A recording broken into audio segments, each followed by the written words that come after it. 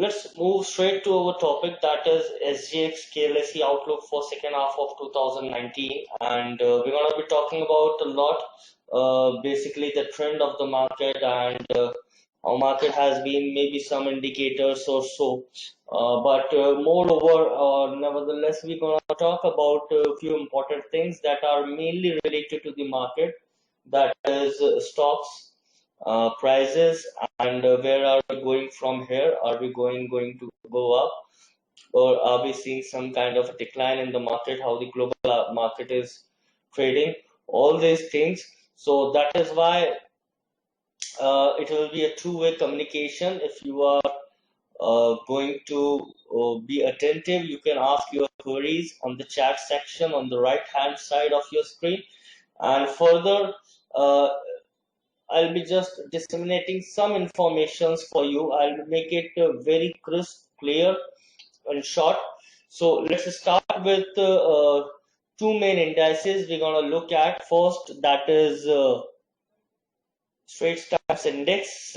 Second is Bursa Kuala Lumpur Composite Index. And then we're going to move on to maybe SPX and gold, silver, maybe any commodity, especially crude oil. So this webinar focuses on one thing, and that is SGX and KLSE outlook for second half.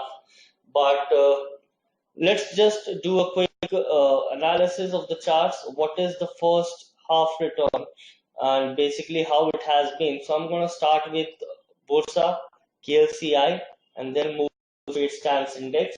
So this index, if you have been there last time when we had a discussion on KLCI, we were basically, right, I think there was a voice cancellation over there. So we were talking about one important thing in Bursa, and that is the kind of consolidation. And if someone is able to see, this is what we talked about. It's pretty much still there. This is the kind of a pattern we are seeing in KLCI. That's like a falling wedge pattern. And this is a reversal kind of a pattern when it's formed on around crucial support. So we still talked about how it can reverse and we can see some kind of a return. So we had this particular thing and we tried to move long around the 1650, 1660 levels. We talked that there might be a reversal, but if you are able to see one important thing, that on the daily chart, there is a kind of a bearish momentum over here. Now these upswings followed by a reversal are very brutal in nature, because if we are going to see another fallback, then we may move towards here, or if market is going to sustain 1650, the market can very much move 1757. Though now the importance of the level is very crucial, because this support has been there for a while into the market and it has been tested three times. First basically over here, then we have seen some good run over here and mild consolidation, but market still went up. This is the third time we are seeing. So we are not going to see a very fast move in market where we can see some higher volatility. We believe that market can remain sideways. It can move like this and then move. So basically this area of consolidation for market between 1700 to 1600, that has what it has been over here. This was a brief consolidation market, and market when consolidated around these levels, it had been there for like almost a few weeks or maybe months. But these are area of this is area of consolidation for the market, and between 1700 1600 we don't see any major move. Only the point is that this is a very good support, so one should not actually look at this level as where the market can go down, because as far as this market is above this level, we believe lows can be sustained, and this can be an overall trading range for market, that is 1900, almost 1950 to 1600 to 1550. This is the overall range, and since this range has been since 2012, now this basically kind of a consolidation that we are seeing. This is not purely a bull market. This is a sideways market, and that it has been since almost say 2012. So it's basically market hasn't moved anywhere. Maybe few stocks have, like, which are uh, blue chips in nature, but as far as now, we don't believe that there is any downside risk to the market. The only downside risk that can come to the market is when market breaches this support placed over here. That is, just a sec, right? This over here, if this support is held on, then we may see a bounce back. If this support is broken, we're going to see a deeper consolidation, because market can then move below to 1400 levels, and moving below 1400 levels will certainly be very painful for traders. Now on the same at the same time, we'll look at STI, and then we'll move to look into two very crucial indicators that are going to give us a very holistic insight of both SGX and KLSE. Move at Straits Times Index and see if it is doing anything different, but we don't see anything different. But yes, this market has been also in a consolidation. If you look at it, this is the overall range,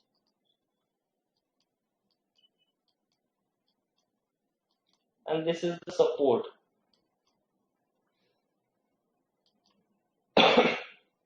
Pardon me. Sorry. So, between these extreme points, we believe there is going to be, consolidations, though we are still yet to see a bottom kind of a formation. But this is a basically very congested market. See, it hasn't moved much. It has been in a range of say 3100 to 3400.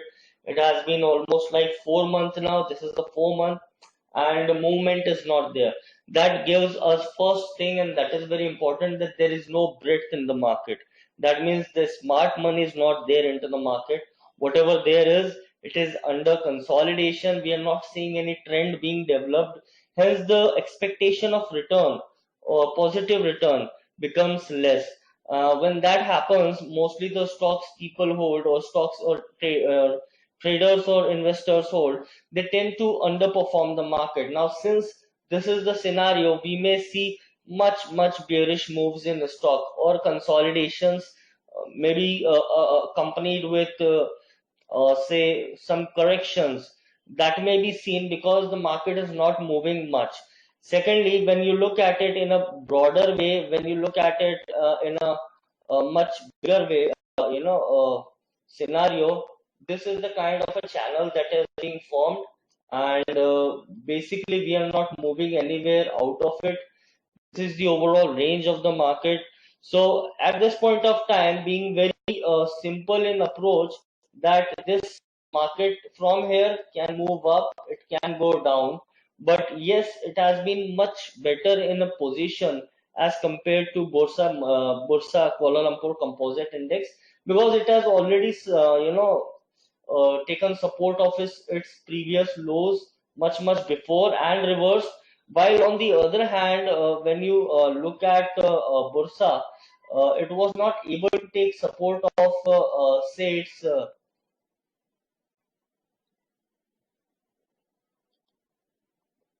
important lows, and it has actually tested those lows. So when I talk about specific lows which are being tested, for example, STI was pretty much up before its lows. uh, this market is already testing its lows, so it is very important for market to actually breach this upward resistance line. In case of Bursa Malaysia, it has not been able to do so. Look at this, and this might be able to give some clarity that this is the kind of a resistance we are seeing in the market, that is acting as a resistance, and this is the first one, this is the second, this is the third. Now, going by this, we may see some minor move down in Bursa, Kuala Lumpur Composite Index. If market is not able to take out 1680 this week and see a negative formation, you should be pretty much sure that we are in a bearish move and we can fall back to 16, say 40, 1620 levels in coming week. While at the same time, if you see the formation, this is much clearer than what its straight stand index is. There is a clear trend that is one, two. If it is able to breach the 1680 on closing basis, yes, we may see up move, but that is very less probable because market is not able to breach 1680. So at this point of time, we may see this downward move be continuous in nature and market may move further a bit down.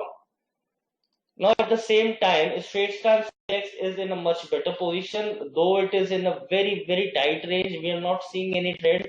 But when this is the monthly chart, so it's very congested. There is no actually return here.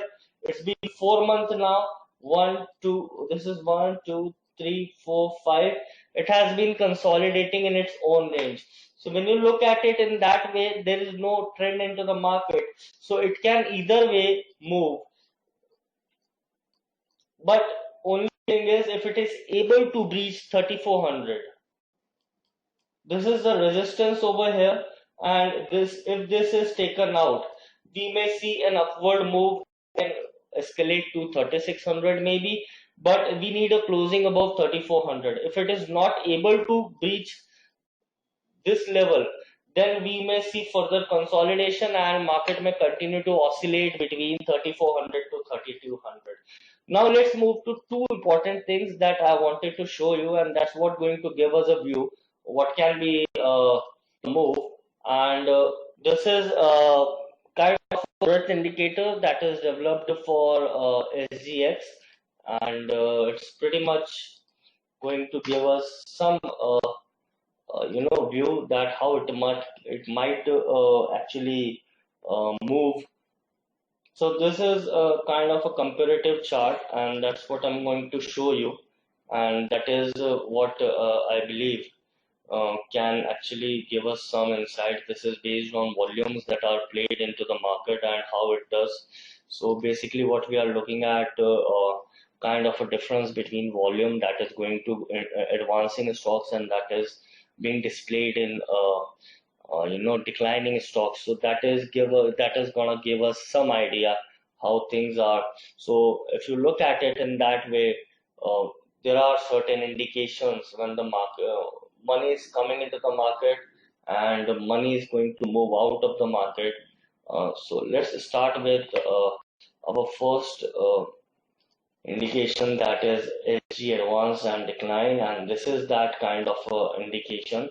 Now once we need to look at this indicator as a monthly chart, and maybe that is going to give us a bit holistic view. So we're going to look at it since 2010, because post 2009 every market rallied. So there is no point in looking at data that is back in 2008, because that's a kind of a systematic recovery risk into the market, and pretty much every market came out of it and survived it. So we're going to look at since 2010 2009, maybe that is going to give us. So when you look at this particular indicator and if you look at it, we believe that there was certain coming out formations back in 2011, and that's what we have seen in straight stance index. I'm going to come down to Kuala Lumpur as well. So this was first bottoming out formation back in 2011 2012, and we have seen a good run from almost 2400 to 3600. That's almost very decent return, almost 40-50% return. From 2400 you're going all the way to 3300, almost 800 odd points rally. Now those 800 odd points rally, if you transform them to say percentage terms, that's a 33% return into the market just in a matter of 3 or 4 years. So when you move this particular indication, and then when we have seen that kind of a signal into the market, so that was back in 2016, early 2016, this quarter 1. And if you look at it, suddenly this indication went up, and we have seen market again moving from 2600 to 33, 3500. That was the second time. Also this time we have seen 2 years, but as far as 2 years, we haven't seen a kind of a good returns post 2018. So market still was able to give 25 to 30% return. But since 2000, what do you call it, say 18, we have seen a sideways momentum. That is what we have seen over here. But pretty much indication is that we are in the same zone where we were back in 2011, 2012. Now this is very important. 2011, 2012 were very deep and low levels in terms of, say, stocks, and people who invested at that point of time, of course, may have made money. Maybe it can be DBS, UOB, whatever the financial sectors you look at it, or so. So those time, if anyone invested, that would have been great. But at present, we are seeing same very cheap valuations kind of scenario, and market may have bottomed out back in 2018 last quarter, and that is what we have seen. This is a kind of a bottoming out formation for STI around 3000. And I seriously believe that back in November 2018, markets have bottomed out. I was there in Singapore, and I was talking to clients maybe last year, talking to investors, and I was pretty much sure that November is going to be the month. Now, with recent data about GDP and all, that we are seeing a slowdown, market is taking it negatively, that GDP has declined and numbers are not good. But every time you see some kind of a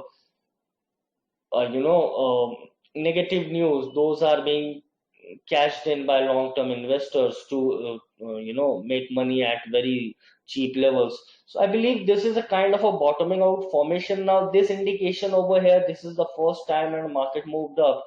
This was a period of almost 1 year, 2011 to 2012. But since then, you see this, for this 1 year, market went up almost 30%, right? This is the second time we are seeing, and this is the third opportunity. Why market is not coming down to this?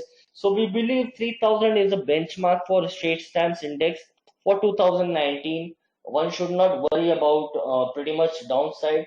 We believe 3000, 3100 should be held on for coming 6 months, and there can be up move once market is able to take out, say, 3400 on closing basis.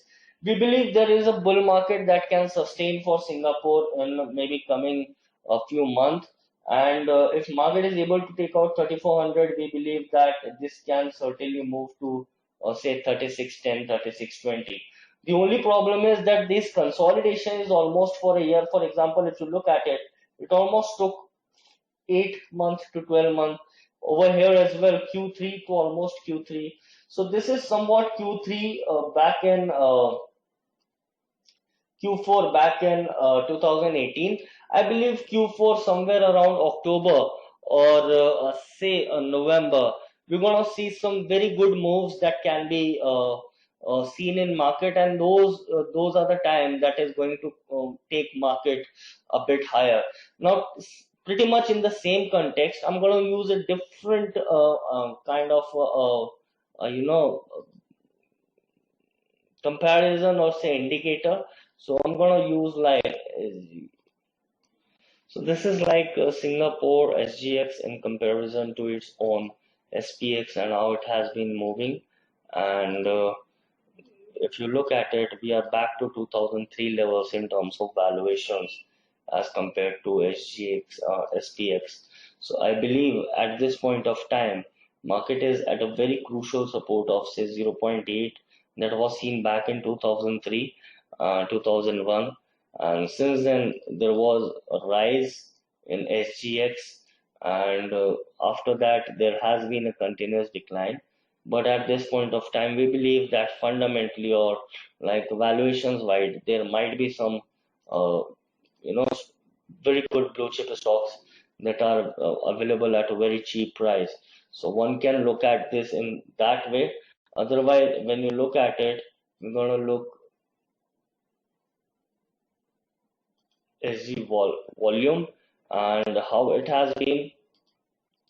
So this is a kind of a volume play that we are seeing on the weekly chart, and I'm not taken a very broad you know analysis of it, but we must see that whenever there is a decline or say extreme moves in volumes, there are seen some extreme tops or bottoms. So when you look at it, we believe that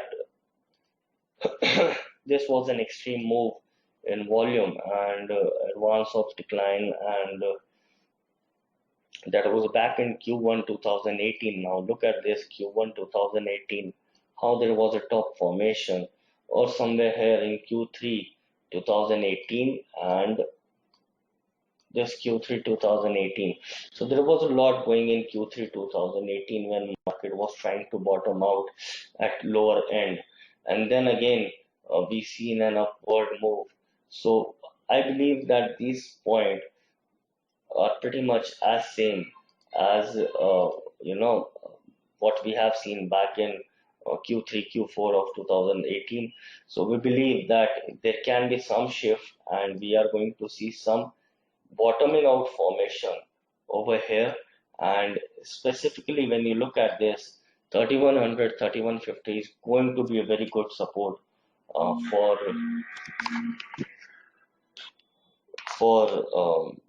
STI. Just I'm not able to connect. Let's look at right. So I'm gonna look at KLCI for now, and we're gonna look at it how it is going to be, because that is very important and much in a what do you call it? Say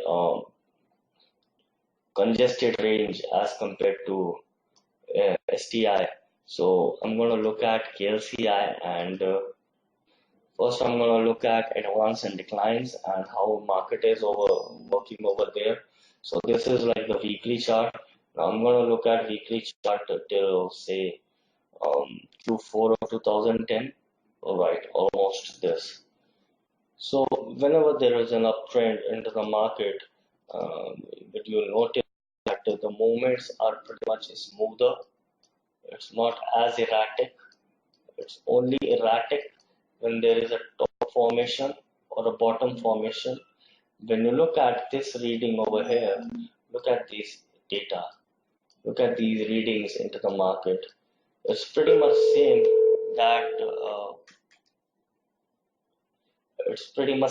that this movement is all the outcome of overall consolidation or correction that we are seeing into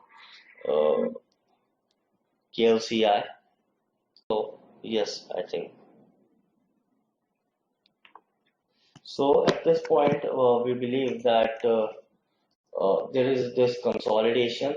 Now, when you look at this data on a monthly scale, that's going to give you some very good insights. And right, so going to the monthly scale, say let's move to 2010 only, and since 2010 we're going to look at it. Right. So we have seen these indications back in 2011 over here, if you look at it, and this was an extreme dip back in 2015. Look at this, and recently we have seen this dip back in 2018. So any one of you who is a very serious investor over here should consider these cheap valuations, I would say, or discounted prices into the market should be utilized, and those are utilized for next 2 to 3 years, not just a day or two. And these are areas of big consolidation. So that's almost 4 months. This is almost 1 year. This is again since continuing since say Q1, and we are just 6 months. So maybe in a 2-3 month we're gonna see more consolidation, but the results are good because these are the points where we see good up move into the market and over here. So that is how we believe that market is going to be. So one should, for at least second half of 2019, should not be aggressively bullish, but can be conservatively bullish. Should not have a whole lot of stocks into the portfolio. It's of no use to keep every stock you hear about or talk about. One should keep very, very good blue chip stocks, and those blue chip stocks are,